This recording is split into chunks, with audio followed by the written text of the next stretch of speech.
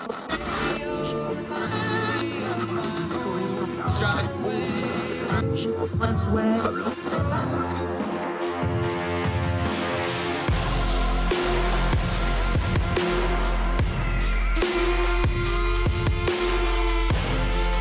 your host, Andrew Donaldson. This is Heard Tell. It's Heard Tell Show. Thank you so much for joining us on this Thursday, May the 19th, year of our Lord 2022 is a busy one as we continue to try to turn down the noise of the news cycle. Thank you so much for joining us. I'm Andrew Donaldson. Appreciate you however you're listening and or watching. Please make sure you're subscribed so you don't miss what we're doing, and we're thrilled to have you. A lot to cover today. The siege in Mariupol over in Ukraine, that is over 80 days of fighting. The last of the fighters have left the steel plant there. We will update that tragic, horrible story, how a bustling city in 80 days has been laid waste to rubble and is now occupied by Russian forces. Also, you wanted to talk about it because you've been blowing up my inbox and direct messages about it. So we're going to touch on it. The 2000 Mules documentary, so-called. We will touch on that. Dinesh D'Souza's latest attempt to convince folks that the 2020 election was stolen. Spoiler alert, it wasn't. We will touch on it, though, anyway. Great story to end the program. John Williams, the great composer, Star Wars, Jurassic Park, Jaws, you name it, one of the great composers of all time, not just our time. What does he have to do with Andy Griffith? And a charity episode about Opie learning how to be charitable. Great story. Going to enjoy bringing you that because we have a very heavy topic to cover today. Our friend Dennis Saunders from Minneapolis. He's a writer. He's a commenter. He's also a pastor in that area. We're going to talk about Buffalo. We're going to talk about race. We're going to talk about some really heavy stuff. This is the grown folk conversations that we bring you on Heard Tell. We don't duck stuff. We ask hard questions. We get to the heart of the matter. A lot of this stuff today isn't going to be get an answer to the questions because there are no answers to these questions. It's stuff that's got to be hashed out and discussed. There's nobody I respect more and nobody I want to hear more on topics like this than Dennis Saunders. Of course, he's in Minneapolis. They've gone through more than their fair share of high-profile stories the last few years. What would he tell the people in Minneapolis? What does he say about communities trying to stitch themselves back together after tragedy? One of our absolute favorite guests, Dennis Saunders, on the program today. But first, we're going to talk about people who refuse to learn their own lessons. We did some voting on Tuesday. We've already covered the primaries in Pennsylvania, North Carolina, and elsewhere. In fact, tomorrow's episode of Heard Tell, Joe Zemansky's going to be back, going to talk a little elections on a doubleheader. Joe Zemansky's going to be on. Bill Bowkett from over in the UK going to talk UK elections tomorrow. Let's talk about Pennsylvania for a minute, because former President Donald Trump has apparently decided that he took one look at the Georgia runoffs, the mistakes he made there, how winnable races became losses, and decided he wants more cowbell. Let's go to Hot Air. Our friend Ala Pundit writes, there's two social media postings by Donald Trump here, and I'm going to read them. Donald Trump posting here says, Dr. Oz should declare victory. This is, of course, the Pennsylvania Senate seat that is going to be a couple days because of the way they count extra votes. There's about 30,000 votes out. It's about a 2,000 vote difference, give or take, depending on which number you believe. Dr. Oz, who's backed by Trump, should declare victory. It makes it much harder for them to cheat with the ballots that are, quote, just happened to find. The Club for Growth candidate who lost took many votes away from Oz. Also, early mail-in ballots were sent without having mine endorsed yet. Despite all of this, Oz won. Those are two social media postings by Donald J. Trump. Couple just factual errors there. It's not anybody's fault that you waited till the last minute to endorse their former President Trump. Oz has not won because they're not done counting the votes yet. And by the way, the Club for Growth has spent tens of millions of dollars on other candidates that you've endorsed, like Ted Budd, who won in North Carolina, and others. So this is pretty hypocritical stuff all the way around. And let's get to the heart of the matter about cheating here. Ala Pundit, writing in Hot Air, quote, when will this country be done with this clown show? And when will Republican voters absorb that crying fraud is what Trump does reflexively whenever he is beaten? He or his proxies lose an election, irrespective of the circumstances. He did it after Ted Cruz beat him in 2016 Iowa caucuses, and he's doing it again today as his candidate, Mehmet Oz, Dr. Oz, leads by a hair in Pennsylvania. He didn't screech about a stolen election in 2020 because the evidence of fraud was compelling. He did it because screeching about unfairness when he loses a popularity candidate is how he copes with the embarrassment of defeat, nothing more or less. The 2020 version of Stop the Steal, this is Ala Pundit writing in Hot Air, has a gigantic following on the right because Republicans are eager to believe that Democrats are capable of anything, including rigging a national election. The 2016 version didn't do as well because they're less eager to believe that Cruz and his constitutional conservative fan base were similarly ruthless. Constitutional conservative there is in quotation marks, as it should be, but we'll hash that out some other time. Accusing Oz's opponent, Republican Dave McCormick, of potentially trying to cheat in Pennsylvania resembles 2016 more so than 2020, except this time Trump's risk alienating some of his own fans if he keeps it up. The Club for Growth candidate he mentioned, by the way, was Kathy Barnett, who was thoroughly Trumpian herself. Oz leads by less than 2,500 votes with around 30,000 still to be counted in many counties that have favored McCormick so far. There's no reason on the merits for him to declare victory. The only reason to do so is to plant a seed in the minds of those rubes that somehow the outcome is known before it truly is, so that if it ends up changing, Oz can claim he was cheated after the fact, which is precisely what Trump did when he walked out of the podium on election night 2020 and declared that he'd won the election. Whatever else one might say about him, he's a superb con artist. He knows how to plant those seeds, but if he plants them successfully this time, he risks costing his party a Senate seat, or rather, another Senate seat. Stop the Steal probably cost the GOP 2 in the Georgia runoffs last year after Trump spent 2 months telling Georgia Republicans their state elections are rigged. If McCormick edges out Oz in the final tally, on the strength of mail ballots, no less, and Trump starts whining about cheating, there's a chance that some Oz and Barnett voters will believe him and will boycott the general election this fall to punish McCormick, which is a gift to John Fetterman.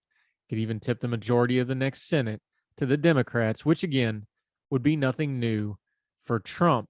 I've said it before, this is Ala Pundit writing in Hot Air, that I'll be surprised if he ends up endorsing Brian Kemp's Georgia gubernatorial race. Doing so would bruise his ego too much.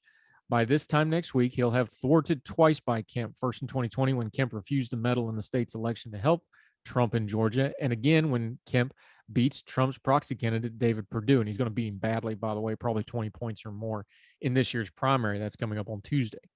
Back to Ala Pundit, endorsing Kemp in those circumstances would be tantamount to capitulation. It's hard to imagine him doing it, even though refusing might lead to a Stacey Abrams victory. I think he'd prefer to see Abrams win than to see Kemp win. In light of his post this morning, I wonder if he'll hold the same sort of grudge against McCormick if he edges out Oz, preferring to see Democrat Fetterman win this fall. I think Trump would have supported Barnett if she would have won the primary since she's a true blue MAGA, but McCormick obviously isn't. It'll be hard for Trump to forgive him if it ends up overcoming Trump's Oz endorsement and prevailing. Now, important to note, and he goes on to mention this later in the piece, that McCormick made his own bet on this because he played plenty of footsies with Trump and Trump supporters himself, so no sympathy there. But what is really going on here? The big live wire, big question of this entire midterm is Donald Trump. He can snatch defeat from the jaws of victory. Cyclically and historically, Republicans should do great, but they've got to run good candidates. Pennsylvania should have been a great chance to pick up a governorship and a Senate seat. And we're starting to get really strong Georgia recall vibes out of both. Trump endorsed Mastriano, Doug Mastriano, who is utterly and completely unfit for office, a conspiracy theorist, somebody who has openly said that he wants martial law and he wants to be put in charge of it. And he also, even more annoyingly to people who actually care about voting, said he's going to disenroll every voter in the state and make them re-enroll. This man does not deserve to be anywhere near an elected office. And now he's going to be the GOP nominee for governor in Pennsylvania, which will make that race very winnable for the Democrats. Oz has all kinds of red flags, not the least of which is all his charlatan ways as a quack doctor on television. He also has real national security problems, having deep, deep ties to Turkey and the dictator of Turkey, Erdogan, over there. This is not a man who should get a security clearance and sure shouldn't be in the U.S. Senate. But Trump endorsed him for whatever reason. Both of these Senate seat and the governorship in Pennsylvania should have been pickup opportunities. But the way Donald Trump is conducting himself and the way he has endorsed people put that in doubt. Once again, like in the Georgia runoffs, his meddling for his own devices, not for the party, not for the country, not for the candidates themselves, but for him, is going to put these seats in jeopardy for the GOP. And the GOP has it coming. They've tolerated this hot mess. They didn't put a stop to it. This nonsense about the elections being rigged, and they're rigged if you lose, is wrong. And I don't care if you're a Democrat or Republican. We've seen it lately when Democrats do it. Stacey Abrams looking at you. Concede when you lose. Don't say it was rigged. And it's wrong when Donald Trump and any of the MAGA people do it now. If you think the elections were rigged, you're not fit to hold office, especially an office like a governor or secretary of state where you can directly affect those elections. I'm sorry. I'm not playing this stupid game of, well, the left did this. No. If you're not going to uphold the law and you're not going to uphold elections, you have no business being in office. Don't give me the lesser of two evils garbage. You still wind up with an evil. People like Mastriano, people like Oz, who would be a security threat to the country if he was put in the U.S. Senate, have no business being in office. There's other Democrats, I'm sure. We can do them at some other time. We're going to be consistent on this here on Heard Tell. If you're unfit for office, you're unfit for office. Period. Doesn't mean we're going to vote for you because of X, Y, and Z, because X, Y, and Z doesn't make you better. Now, as for Donald Trump, what's he going to do? He's been very plain about this. This election is all about him. It's his vendetta ride for losing in 2020. Donald Trump is proving to us again through his actions and through his words and through the people he's endorsing that there's no issue that outrides his top issue. It's not the economy. It's not inflation. It's not overseas foreign policy. It's not gas prices. It's not abortion. It's not anything else. The only issue that appeals to Donald J. Trump is Donald J. Trump. And if you try to pursue that Republican Party and you go down that road and you make it all about Donald Trump getting retribution for 2020, you get exactly what will be coming to you at the ballot box. You're probably going to lose and lose frequently, and you'll deserve to.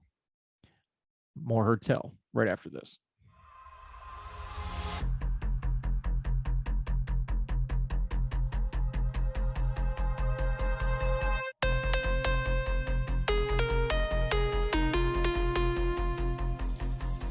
Welcome back to Heard Tell. Okay, a bunch of you folks keep reaching out and asking me about it. So even though I don't really want to talk about it, we will discuss it because this is a partnership, which means when you want to talk about it, we will talk about it. So let's discuss Dinesh D'Souza's movie 2000 Mules, which is supposed to be this expose on how the election was stolen. It wasn't, nor is any of the information in this movie proving that. In fact, they've already been caught in multiple lies as they promote it. They've been caught in a lie about a murder investigation that was supposedly solved. And the people that are behind this movie, two of the executive producers who are behind the True to Vote group, can't even seem to get the building that their office at Mississippi State is located in correctly until they're pressed by people to get it right. I would go through all this, but there's no point. If you already believe this stuff, you're going to believe it. Nothing I'm going to say is going to dissuade you. If you're an honest broker of information, you can dig into this. It'll take you all of a couple of minutes to find out all the holes that's in the problem with this. There's not a single person shown on camera going to a ballot box more than once. They use what's called geolocating data, which is a group thing, and it's inaccurate. These people could be going back and forth for a multitude of reasons. Remember, these ballot drop boxes are placed in public places with high traffic with multiple people going around them for a reason. That's why they're there. Same thing with like putting a mailbox. You got to put it where the mail is. There is some minor league voter fraud that we have found. And there's been people prosecuted over voter fraud from both parties, by the way. But there's nothing on the scale that would have tipped the election. And there's nothing in this movie that shows it. But you didn't even need to know all that, even if you didn't dig into all that. All you got to know is who's behind it. Leadership matters. And the people that push something matters. And Dinesh D'Souza putting his name on top of this and promoting this tells you all you need to know. Remember, this is the guy who pled guilty to campaign finance fraud. He got pardoned by Trump, but he was still guilty of it. He got kicked out of his job as a professor for having an illicit affair and lying about it. This is not a good person. This is somebody who's trafficking in this stuff because it's the only way for him to make a living nowadays. He's not a viable source. The people that are producing this movie that are joining him in it, they're not a reliable source. And no amount of the glitterati from Trump world supporting this movie makes anything in it true. It's become a white whale to people in Trump land that there was some kind of massive election fraud that stole the election, but there's no evidence of it. I've looked into it. If there was, I'd say so. It didn't happen. There was no widespread election fraud. Trump lost because he wore people out, didn't perform well as president, and didn't campaign very well. And then he further eroded whatever goodwill he might have had left with things like the Georgia runoff that hurt him even worse. Trump is to blame for Trump's own problems, not some massive conspiracy. He ran, he won the first time, he ran against Hillary Clinton. Now he had 4 years of book on him, and he lost to Joe Biden. Sorry, that's how it happened. You don't have to dig into 2,000 Mules too deeply. Just take a look at Dinesh D'Souza's record over the last few years. You don't need all 2,000 Mules. The one jackass in charge tells you all you need to know. They're not reliable. They're selling you a product. They're openly bragging about how much money they're making off of it. Ignore this nonsense. It's noise. More Heard Tell right after this.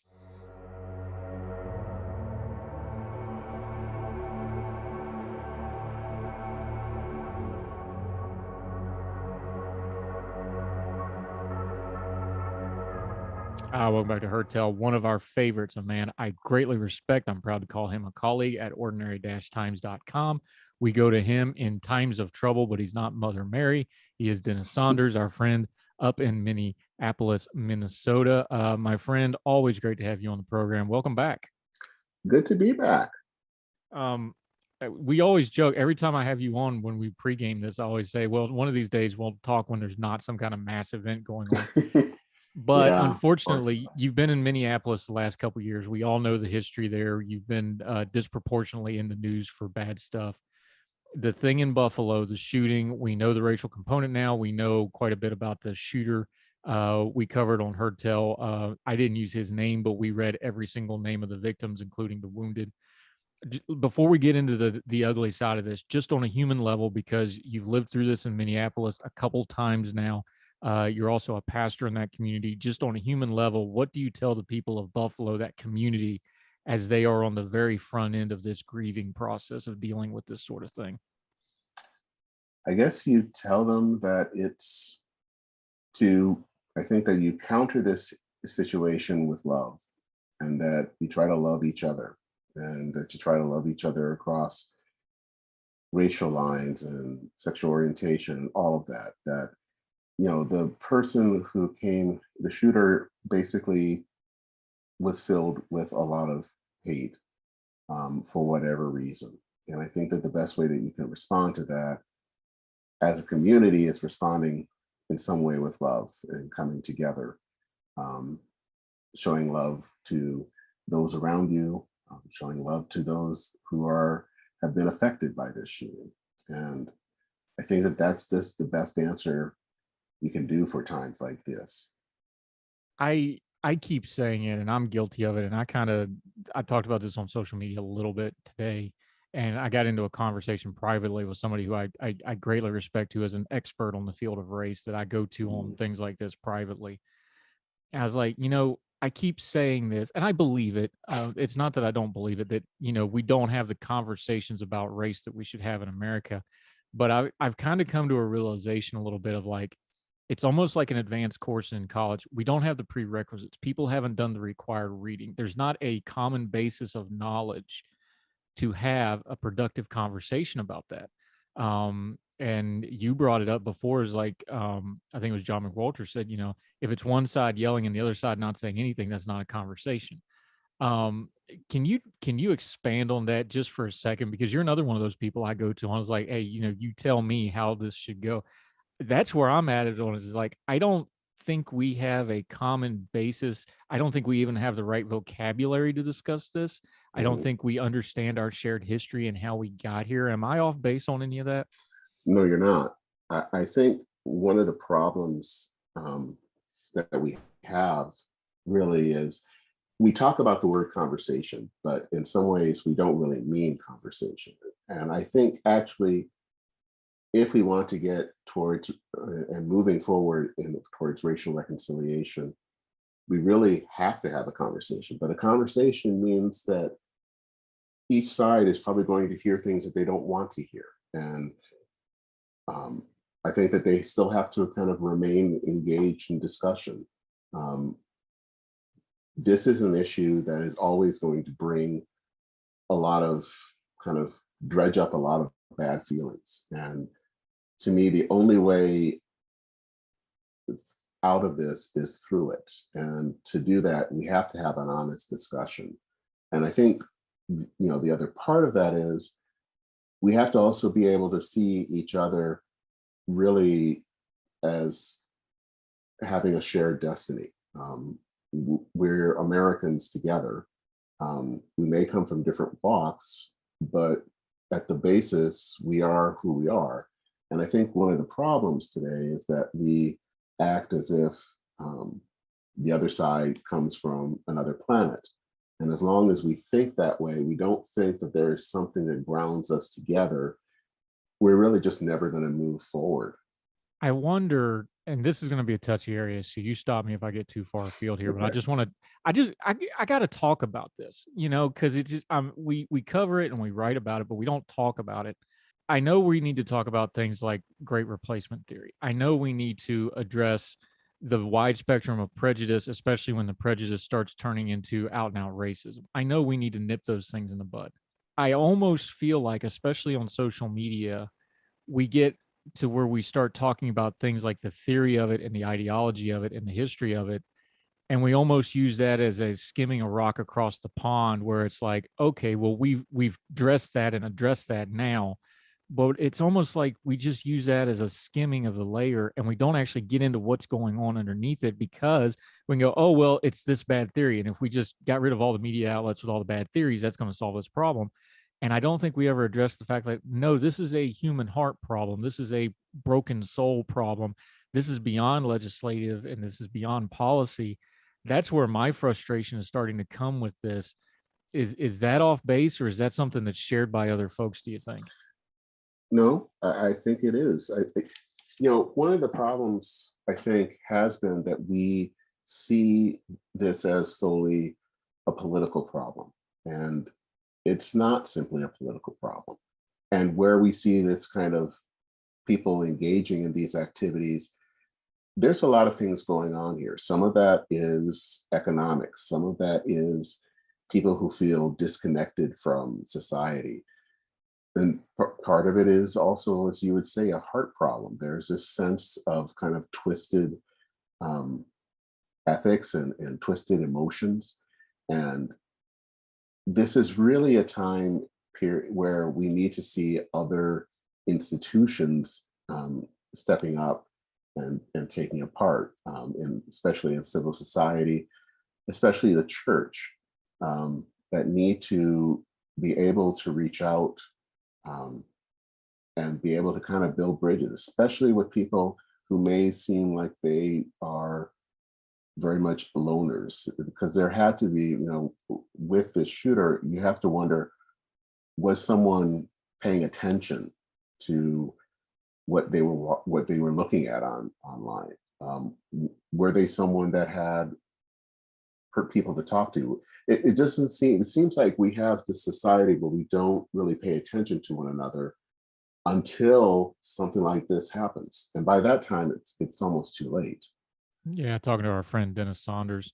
Um, I thought back to some other shootings we had. The Charleston church shooting really always bothers me, because he came in and sat down. Like, he was there for a while. He talked to those people. He looked He was them there in for a the eye. Bible study, Yeah, like supposedly.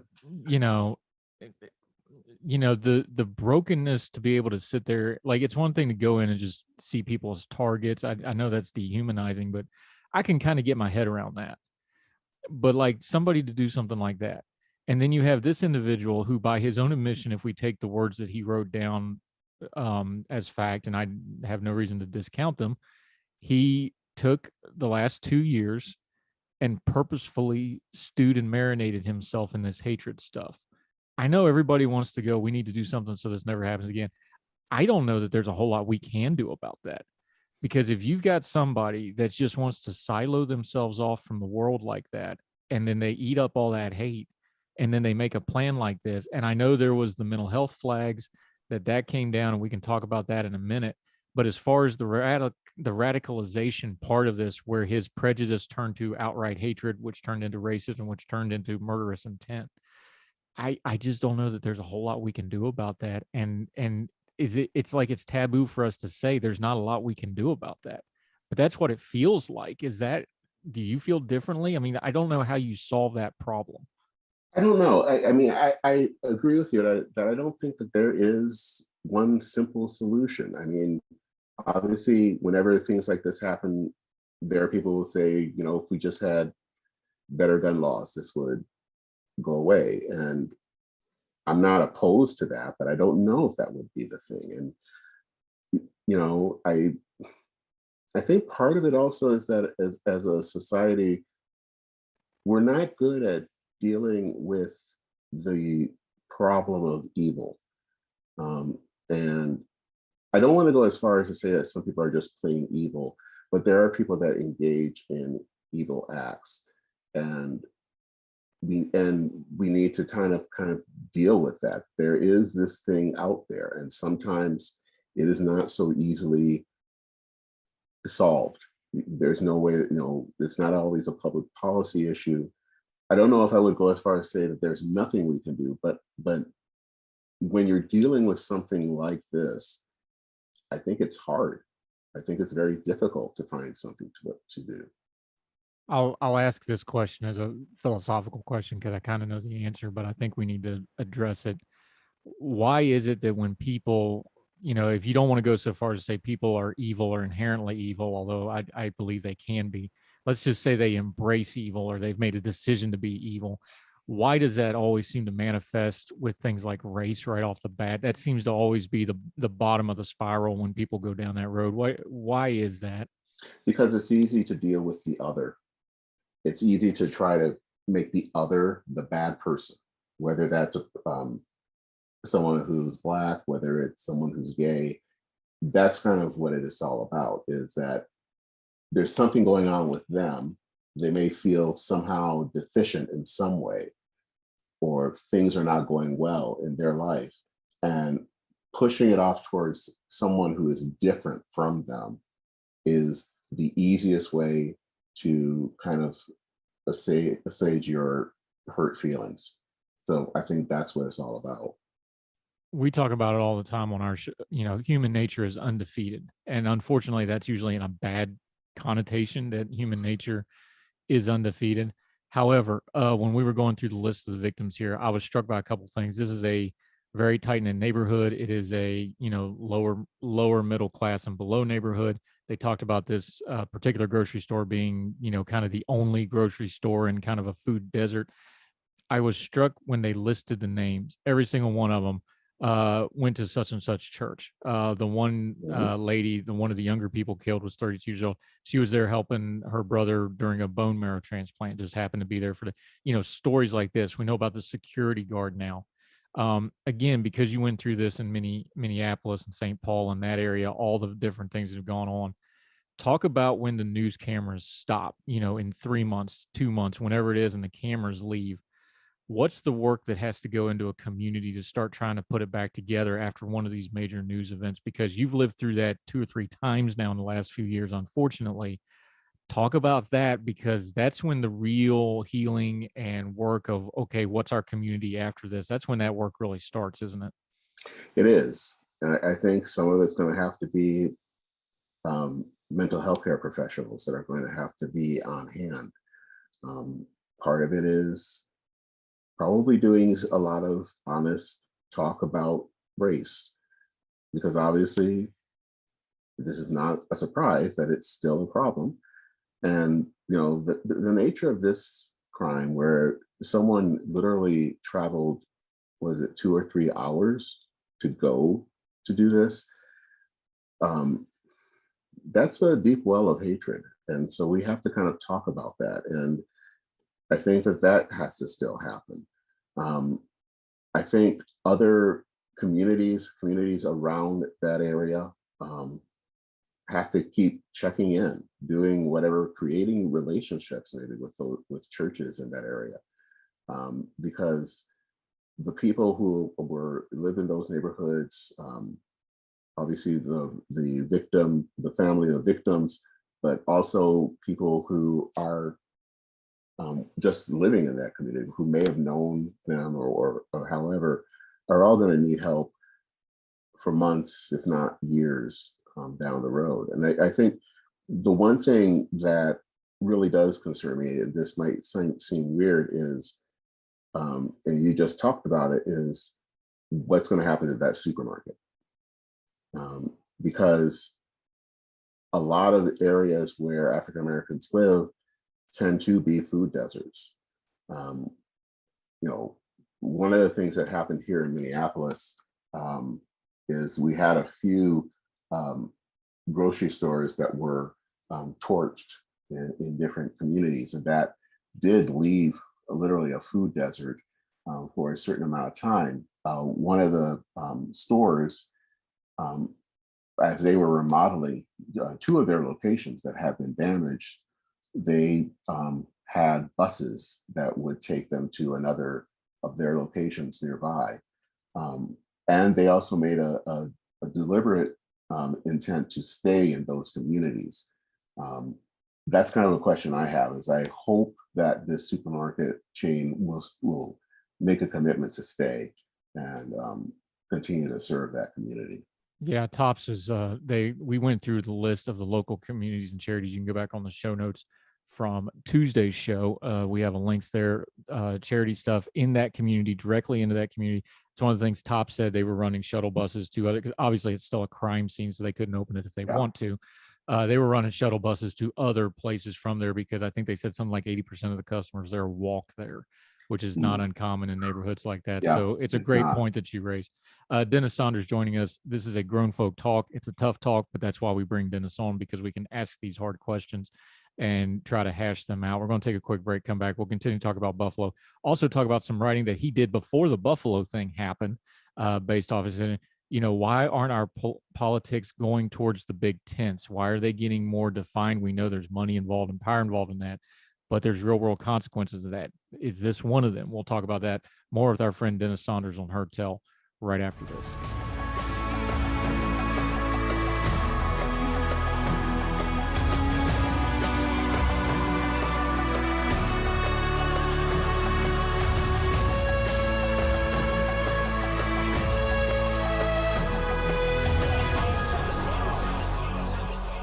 Heard Tell Show. I'm Andrew Donaldson. That's Dennis Saunders joining us. Had to take a quick break while I went on a rant about other things that aren't fit for air, but that's how we do things. This is what he does. He listens to me rant, and then he gives me good, wise counsel. You get to share in that today. To put a bow on the Buffalo massacre before we move on to a few other things, how does it land with you? Because I think part of the problem with situations like this is we have the ability now to have our own select media. We have our own information rotations. We have our own little siphons that we filter information into. This is a big, diverse country. I'm not a black man. You are. I imagine this hits differently for you.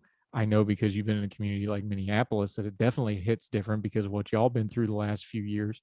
So just tell me, so that the audience can hear it and I can hear it, when this happens, what was your reaction to it once we found out what was actually happening here? Well, my first thought was, crap, this is happening. And, when I was growing up, my dad, who grew up in Jim Crow, Louisiana, would always kind of be concerned, because growing up in the 80s in Michigan, I had a lot of friends, and went to a Catholic high school, and of course, a lot of the friends were white, and also had a lot of female white friends. And so, we would go out, and back in those days, I wasn't thinking about anything dangerous and all that, but he was always concerned. And I think he was always worried because, of course, he grew up in a time when, obviously people were lynched because they smiled at a white woman. And I think that is the thing that sometimes you live with is, are you at this event or doing this, and could that put you in danger? Those kind of things still exist. And I don't want to make it sound like everything, or right, to be African American, it's always to live in fear. That's not the case. But there are those situations where you have to wonder. And I think, especially now, it just seems like we are even more divided, and there seems to be more um, issues that are trying to, and people that are trying to kind of push kind of racial resentment um, that I think could lead to more events like this. I don't necessarily want to say there's a direct link between that, but it's in the air. And my fear is that we're going to see other events like this in the future. You've been writing and talking about this. Dennis Saunders joining us. He's my colleague at ordinary-times.com, has several wonderful podcasts. He does a lot of good stuff. Make sure you're following him and seeking all of those out. It's not directly analogous because this is obviously the very worst of the extreme. But you've been talking about how politics has ceased to try to even pretend like they're going to be a big tent. That's another one of those terms like bipartisanship that's just gotten abused to the point that it doesn't mean anything. But just real quick to kind of give us some kind of a positive out of this, pretty heavy conversation. What do you mean by a big tent, and why is that so important? Because if you're not doing big tents, that's when you start fragmenting. That's when you start balkanizing the electorate. One person said, which used to sound like an extreme, but now it's kind of starting to look like it might fit. Just talk about that big tent for just a second and how important it is to get some kind of diversity and inclusion of some type, no matter which side of the political spectrum you fall on. Yeah, the concept of a big tent is this belief that there are organizations, whether it's political parties or other groups, where there are people who come from different backgrounds. They may all be under one tent. This could be a political party, but they may have slightly different opinions on different things. They may think that, one person may think that it's okay to raise taxes, another person may not. There are different people based on even different parts of the country where they come from and how they have to deal with things. And so there's a lot of sense of diversity. It's not necessarily always diversity in race or gender, though it should be, but it's also in opinions and in how we think and all of that. And so I think years ago, I think both of our political parties were places that were big tents. You had conservative Democrats and liberal Democrats. You had conservative Republicans and liberal Republicans. And you had all of these groups together. And there, in some ways, was always kind of a implicit understanding that this candidate who is a Republican from Pennsylvania is going to act and maybe vote on some things different than a Republican from Arizona. A Democrat from North Carolina may not vote the same way as a Democrat in Illinois. And so there was this sense that people were different and that we had to find ways to come together. And especially, I think, to kind of meet in some middle where people could kind of make pragmatic choices and can be kind of part of this greater whole, even if they don't necessarily fit the prevailing, maybe the majority thought in the culture. Yeah. I don't know if we're going to get back to that, but at some point, there's a little bit of pendulum theory to life. I think it's going to come back at some point where they're just going to have to, because the margins are just going to get too squeezed, I think. Dennis Saunders, our very good friend, we always have to talk the heavy stuff with him, but that's why we need his wisdom and guidance. I always appreciate you, my friend. Let folks know what you got going on, because you got a couple different podcasts that you're working on now. You do great writing. We want to make sure folks can find your stuff and your social media. Just run those things down real quick, because you got a couple really good things. You do some stuff on church stuff for folks that want to do that. You also do some other stuff like your series that you did on Kmart and Sears, which was just fantastic stuff. Let folks know everything you've got going on, my friend. Okay, well, first is En Route, which is the podcast that I do that focuses on religion and modern life, public policy. And you can find that at enroutepodcast, all one word, .org. The other thing is you can find articles that I've written on Medium, and that can be found at Dennis Sanders, all one word, medium.com. And then finally, I've been doing something called Church in Maine, which is a Substack letter. And hopefully I will be doing a little bit more writing specifically on kind of where religion and public policy are working. One of the articles I'm hoping to get out this week is one about kind of the changing views of Southern Baptists when it came to the issue of abortion, and especially kind of where they are right now, and how far that is from where they were 50 years ago when it comes to abortion. So, and then one final thing is, you talked about another church podcast, is that I am doing one that is called Preparing for Sunday. And I'm someone that it's basically a podcast where we look at a verse that's coming up Sunday and just basically ask some questions. And so that's kind of all the things that I'm doing right now. Oh, that's it? That's all you're getting done? Yeah. Slacker. No, you're a hardworking dude. We appreciate you. Always appreciate the time. Always appreciate your opinions, my friend. Dennis Saunders, Denman. You'll see his handle there on the graphic if you're watching on YouTube, and we will link to all those podcasts in the show notes. Thank you so much for the time, my friend. Always appreciate you. You're welcome. We'll see you soon. Thank you, sir.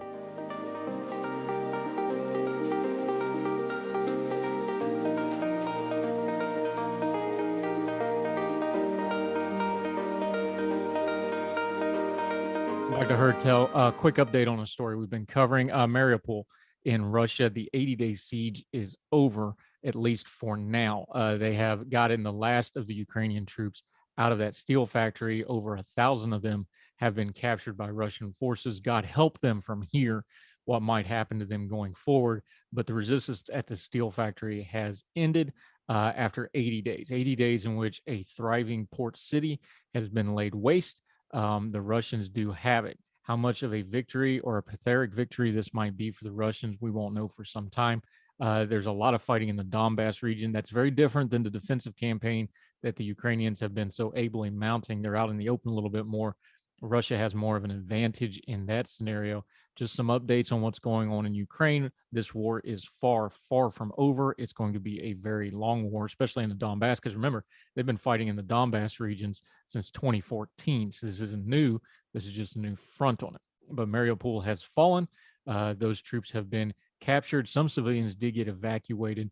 But anyway, at least this one battle that was very high profile for now is over. A couple of weeks ago, I was on with some folks and they asked me how long could they hold out. I said, not long. They went another 2 weeks after that. That just shows the courage and determination of those troops, but it is now over. God help them in Russian captivity, and we'll continue to follow the story as best we can. More Heard Tell right after this.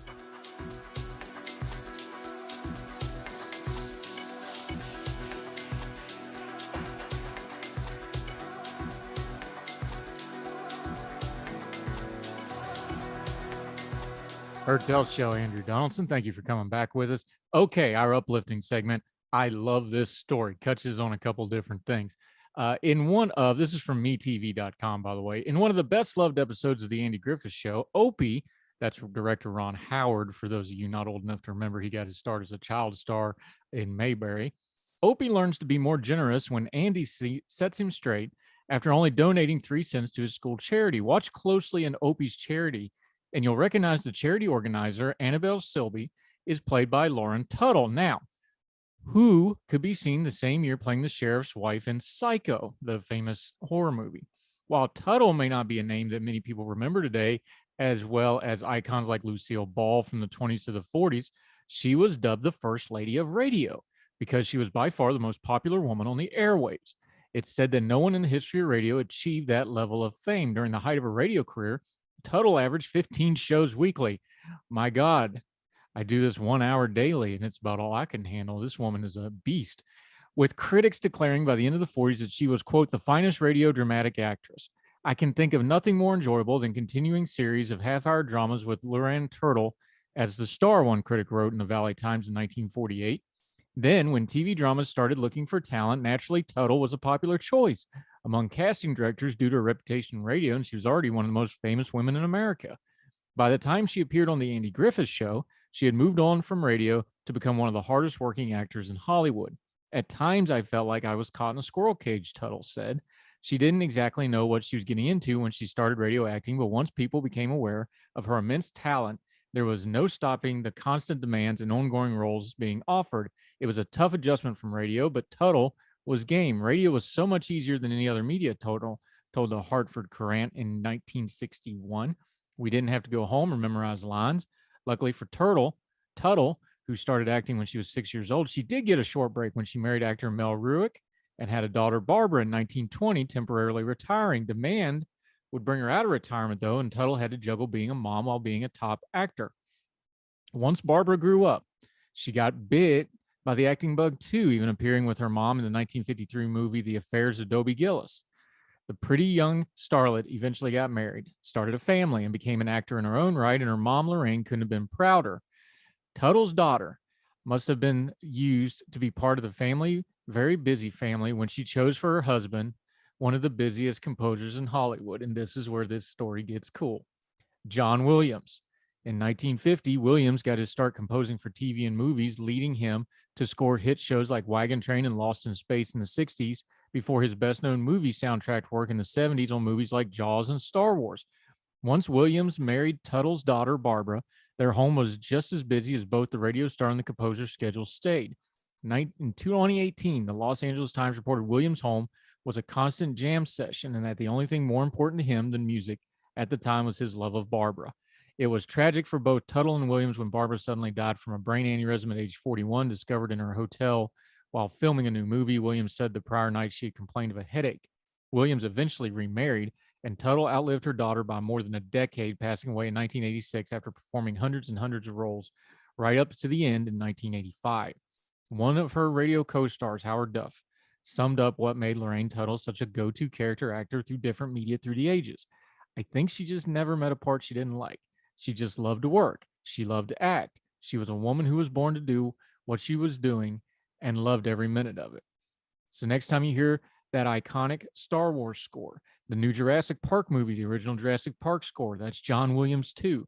He is probably the greatest composer of our lifetimes. Just remember, there's an Andy Griffith episode about charity that kind of started the whole thing with his familiar ties. I love stories like this, something nice and light with a very heavy topic today to end on. That'll do it for Heard Tell. Hope you're enjoying it. Let us know. Reach out, heardtellshow@gmail.com, heardtellshow on the Twitter. All of our guests and my social media are in the lower third graphics. If you are watching on the YouTube channel, please subscribe and share us, whether it's YouTube or any of the podcasting platforms. We'd sure appreciate it. So, till we talk to you again tomorrow for more Heard Tell, we're going to finish this week out good and strong. We hope you and yours are well. We hope you are well fed. And we'll talk to you tomorrow for more Heard Tell. All the music on Heard Tell is provided under a Creative Content license from monstercat.com. Somos la máquina.